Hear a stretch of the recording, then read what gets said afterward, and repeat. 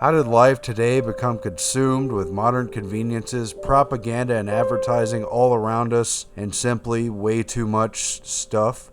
The originator of civil disobedience and a sharp critic of where society was headed, Henry David Thoreau cast a spotlight on how we got to where we are in his 1854 Walden. On the whole, I think that it cannot be maintained that dressing has in this or any country risen to the dignity of an art. At present, men make shift to wear what they can get.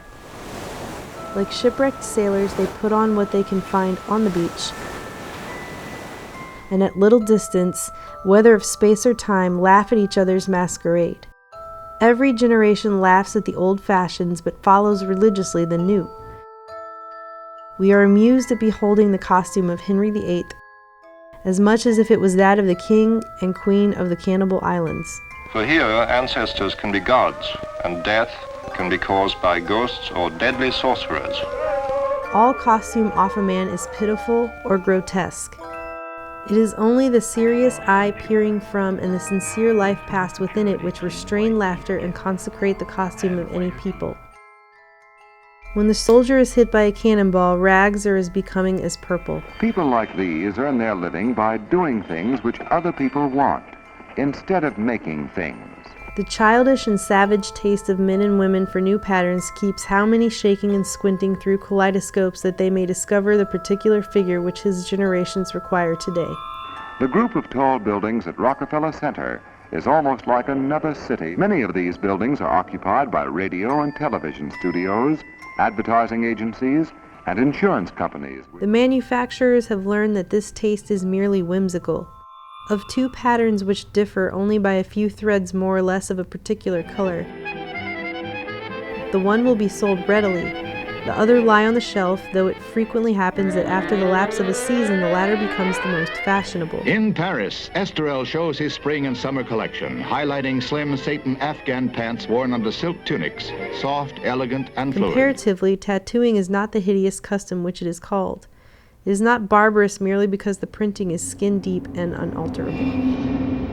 You can make your family's life much brighter. You will find your work much lighter. Make life sweet, it's hard to beat it. What a thrill to be so free when you live electrically. Most men appear never to have considered what a house is, and are actually, though needlessly poor, all their lives because they think that they must have such a one as their neighbors have. As if one were to wear any sort of coat which the tailor might cut out for him, or gradually leaving off palm leaf hat or cap of woodchuck skin, complain of hard times because he could not afford to buy him a crown. It is possible to invent a house still more convenient and luxurious than we have, which yet all would admit that man could not afford to pay for. Shall we always study to obtain more of these things, and not sometimes to be content with less? Shall the respectable citizen thus gravely teach, by precept and example, like most people of the Middle East, Mustafa wants the benefits of mechanized civilization. The necessity of the young man's providing a certain number of superfluous glow shoes and umbrellas and empty guest chambers for empty guests before he dies?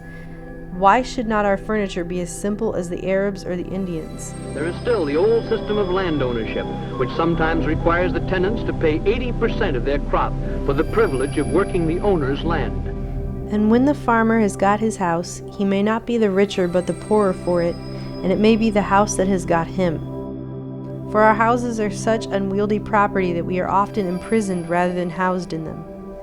And the bad neighborhood to be avoided is our own scurvy selves. By 1920, more people lived in cities than lived in rural areas. And during the next 10 years, they continued to flock in.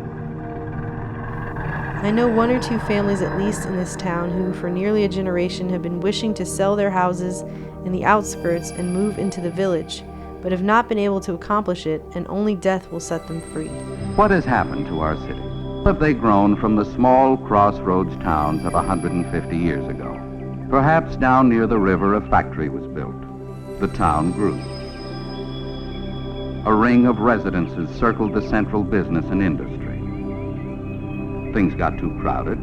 People built their homes still farther out. Granted that the majority are able to last either to own or hire the modern house with all its improvements. While civilization has been improving our houses, it has not equally improved the men who are to inhabit them. It has created palaces, but it was not so easy to create noblemen and kings.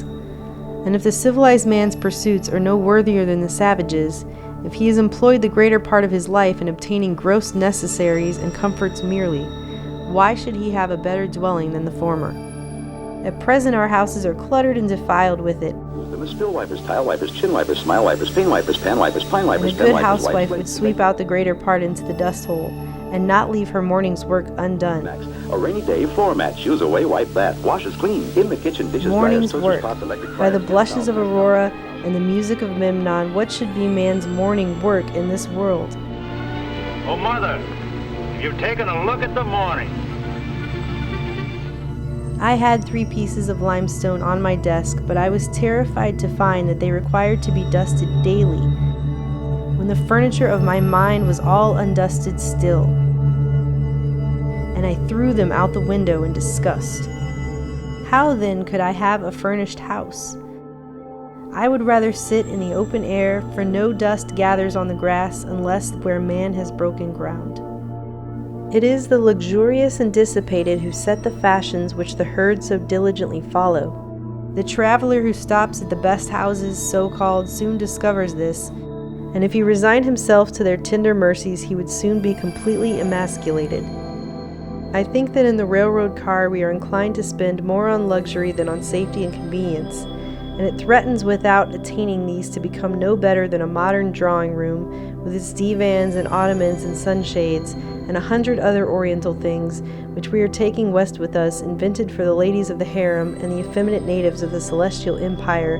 When I consider how our houses are built and paid for, or not paid for, and their internal economy managed and sustained, We needed new homes, lots of them, and fast. They're cheaper by the dozen, by the 10 dozen. Pre-cut the lumber. Knock them together. Pre-cut the lumber. Put on the pressure. Knock them together. I wonder that the floor does not give way under the visitor while he is admiring the gewgaws upon the mantelpiece, and let him through into the cellar to some solid and honest though earthy foundation. I cannot but perceive that this so-called rich and refined life is a thing jumped at, and I do not get on in the enjoyment of the fine arts which adorn it. The first question which I am tempted to put to the proprietor of such great impropriety is, who bolsters you? Are you one of the 97 who fail, or the 3 who succeed? Answer me these questions, and then perhaps I may look at your baubles and find them ornamental. The cart before the horse is neither beautiful nor useful. Before we can adorn our houses with beautiful objects, the walls must be stripped, and our lives must be stripped, and beautiful housekeeping and beautiful living be laid for a foundation. Now a taste for the beautiful is most cultivated out of doors, where there is no house and no housekeeper. I would rather sit on a pumpkin and have it all to myself than be crowded on a velvet cushion. I would rather ride on earth in an ox cart with a free circulation than go to heaven in a fancy car of an excursion train and breathe a malaria all the way. The very simplicity and nakedness of man's life in the primitive ages imply this advantage, at least that they left him still but a sojourner in nature. When he was refreshed with food and sleep, he contemplated his journey again. He dwelt, as it were, in a tent in this world, and was either threading the valleys, or crossing the plains, or climbing the mountaintops. But lo, men have become the tools of their tools. The man who independently plucked the fruits when he was hungry has become a farmer. Another major problem of the central city is that many old areas around the core are decaying. And he who stood under a tree for shelter, a housekeeper. Here are the streets with the run-down flats, the vacant rooms, the rows of dreary houses. We now no longer camp as for a night, but have settled down on earth and forgotten heaven. Here live those who can't afford something better. We have built for this world a family mansion, and for the next a family tomb. The best works of art are the expression of man's struggle to free himself from this condition, but the effect of our art is merely to make this low state comfortable, and that higher state to be forgotten. Though most of us will never give up our modern lives and move out to some iconic shack in the woods, it's worth thinking about whether a system built up to provide for us has taken us over. Signing off for True Stream Media, I'm Aaron Dykes, and she's Melissa Melton.